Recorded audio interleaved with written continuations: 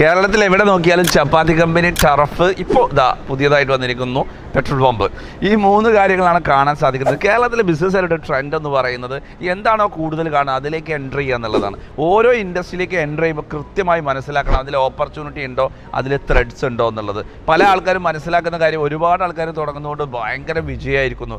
ഒരുപാട് ആൾക്കാർ തുടങ്ങാൻ ഇത് ട്രെൻഡ് ആയതുകൊണ്ട് മാത്രം തുടങ്ങുന്നത്. അതിൽ എൻട്രി ബാരിയർ കുറവായതുകൊണ്ടാണ് കൂടുതൽ ആൾക്കാരായിരിക്കും എൻ്റർ ചെയ്യുന്നത്. അതുകൊണ്ട് ഓരോ ബിസിനസ്സിലേക്ക് എൻ്റർ ചെയ്യുന്ന സമയത്ത് അതിൻ്റെ ROI, അതേപോലെ തന്നെ അതിൻ്റെ സസ്റ്റൈനബിലിറ്റി, അതിൻ്റെ പ്രോഫിറ്റബിലിറ്റി, സ്കെയിലബിലിറ്റി ഒക്കെ കൃത്യമായി പഠിക്കാതെ, ആ ബിസിനസ് മോഡൽ പഠിക്കാതെ. കാരണം ബിസിനസ് മോഡൽ എന്ന് പറയുന്നത് B2B മാർക്കറ്റേഴ്സ് ഉണ്ട്, കാരണം അതിനെ മാർക്കറ്റ് ചെയ്തെടുക്കുന്ന ആൾക്കാർ. B2B ബയേഴ്സ് ഉണ്ട്, അതുപോലെ B2 സെല്ലേഴ്സ് ഉണ്ട്, B2C കസ്റ്റമറിലേക്ക് നേരിട്ട് സെല്ല് ചെയ്യുന്ന ആൾക്കാരുണ്ട്. ഇതെല്ലാം ഡിഫറെൻ്റ് ആയിട്ടുള്ള ബിസിനസ് മോഡലുകളാണ്. അതുകൊണ്ട് തന്നെ ഇങ്ങനെ ആവേശപ്പുറത്ത് തുടങ്ങിയവരാണ് 10-9 ബിസിനസ്സുകാരും. ആ 9-ൽ നിങ്ങൾ പെടാതിരിക്കണമെങ്കിൽ, ആ ഒന്നാമത്തെ ആളിൽ നിങ്ങൾ പെടണമെങ്കിൽ